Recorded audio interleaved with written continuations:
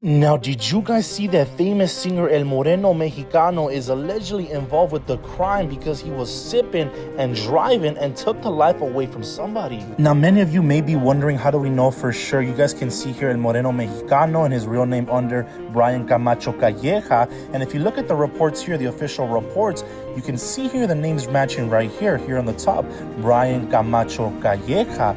You guys can see it right there. And then down below, we can see all the charges here. DUI because of a death. Yo. Saludos y respetos for blast. Greetings to all my supporters, to all my loyal ones. But real quick, man, I just want everybody to know that this channel right here consists of different things. I talk about a little bit of prison, things I've been through. I try to give advice to the kids, to the youth, stay away from gangs, from drugs, and lead them in a better direction, better lifestyle. Maybe they could learn from my mistakes and not end up in jail, wasting too many years behind the wall. However, if this is not your cup of tea, I'm not the channel that you were expecting. It's okay. I don't take it personal. Go ahead, unsubscribe. But those of you who have gave me the opportunity, I appreciate that from the bottom of my heart. However, just for the record, I don't know it all. Every day I learn something new. I'm humble to say that. So with that said, let's get to the topic, man. Let's get straight to the point. I'm sure there's a lot of fans that are anticipating the moment to hear about their favorite rapper. Unfortunately, there's been bad news going around the internet. Mexican rapper El Moreno Mexicano has been arrested following his involvement in a car crash that left one person dead in Indianapolis over the weekend. According to insider, El Moreno Mexicano, born Brian Camacho Calleja, has been preliminary charged with driving under the influence, resulting in death. Driving under the influence while endangering a person. Driving under the influence with blood alcohol level over 0.08. Wow. That cabron, man. I don't know if that's I think that's a little bit over the limit, legal limit. And driving without a license. Oh my God. License, that says it all. Maybe didn't even have registration. Maybe didn't even have insurance. I mean, hey, if you're driving without a license, not being too responsible here, man. And here's a book and a picture of him, a mugshot being booked. Camacho Calleja was allegedly behind the wheel of a red Dodge Charger when his vehicle was involved in a crash with a black GMC Yukon shortly before 3 a.m. on September 20th while positioned in a nearby parking lot. Officers witnessed the aftermath of the incident in which the Dodge Charger slid over a sidewalk and collided with an apartment building. Wow. At 3 a.m. in the morning. They say that freaks come out at night. They say after 10 o'clock, there's no business for a civilized person to be out on the streets. Because late at night, all you're going to find is trouble. Officers observed Camacho Calleja and a woman trying to flee the scene after exiting the vehicle. According to court documents, authorities noticed the rapper had bloodshot and glossy eyes and a strong smell of alcohol from his breath while speaking with him. Híjole. Chingao. No bueno, man. What happened to the Uber? Chingao. Okay, officer found out that Camacho Calleja's lone form of identification at the time was a Mexican consulate card. He did not have a license to drive in Indiana. Camacho Calleja rebuffed efforts to administer a blood alcohol level test, but was ultimately left with no choice when officers got a warrant. So he was refusing to take the test, right? Aaron DeAndre Radford, 31, was ejected from his black GMC Yukon. Radford was transported to a nearby hospital where he was pronounced dead. Man, my condolences are extended to the family. It's sad to hear that a young man, 31 is young, ejected from his black GMC. Wow, man, terrible. May he rest in peace. People being careless out there driving and shit, and sometimes we get stubborn when we're drinking, have a few beers in our system, and sometimes we think we're tough, we know it all. Our pride gets in the way, like, whoa, I'm not gonna let no woman drive my car. Not only that, but we don't want to show weakness sometimes, like, man, I got this, homie. I don't need a ride home. It's okay. Don't even trip. Potato chip. I got this on the dip. Yeah, right. Okay. But see, that's the alcohol talking. You're not thinking right. When I came across this article, first and foremost, I've heard of this man. I been following him. El Moreno Mexicano. He has flows. He's a good rapper. I admire his courage and creativity when it came to the poetry, to the art of rap. I was watching him, how he was growing, going viral on the internet. And I said to myself, this man's gonna make it somewhere. And also he has a young brother that is a rapper as well. And they have a very interesting story in how they were both raised in different countries, and now both pursuing rap careers.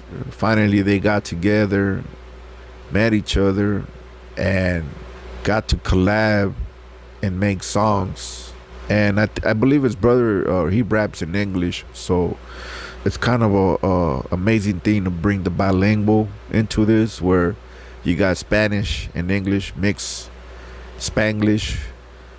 It's a whole different art, a whole different genre. But anyhow, I've been following this man, so not knowing, you would think he would be an African American, but once you hear him, he starts speaking nothing but Spanish. His brother, however, speaks nothing but English, but he claims to be Mexicano, from Guerrero, I believe. And when I saw him on TikTok waving the Mexican flag, I was like, damn, who's this dude? Here we go, another sad story, man. Breaking news.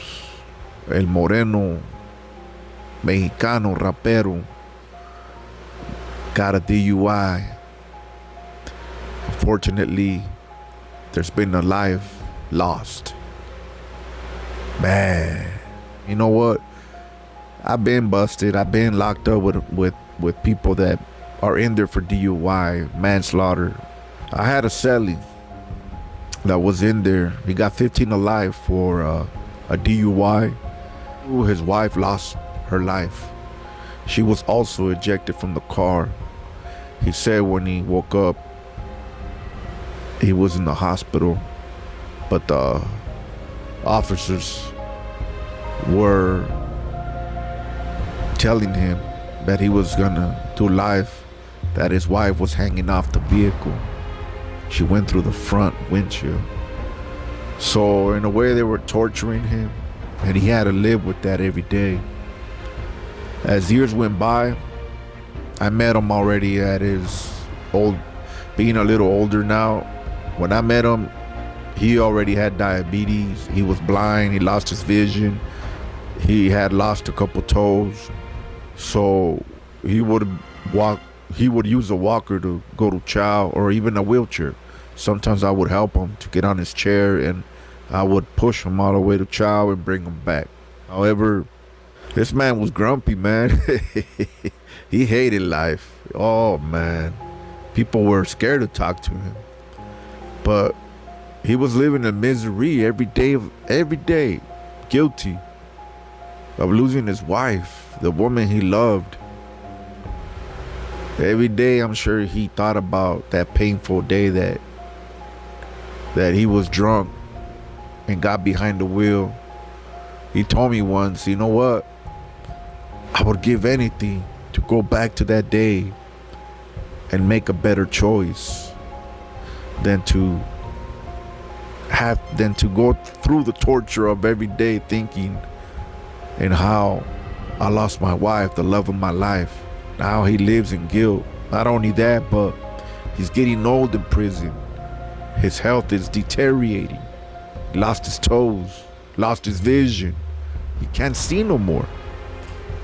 So he's paying for his punishment. He's paying for it. He's hurting. He turned Christian.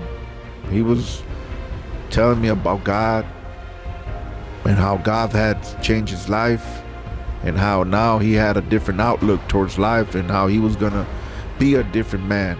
No more alcohol. I remember it was the holidays when he tried to reach out to his kids, family. Nobody had ever bothered trying to go see him.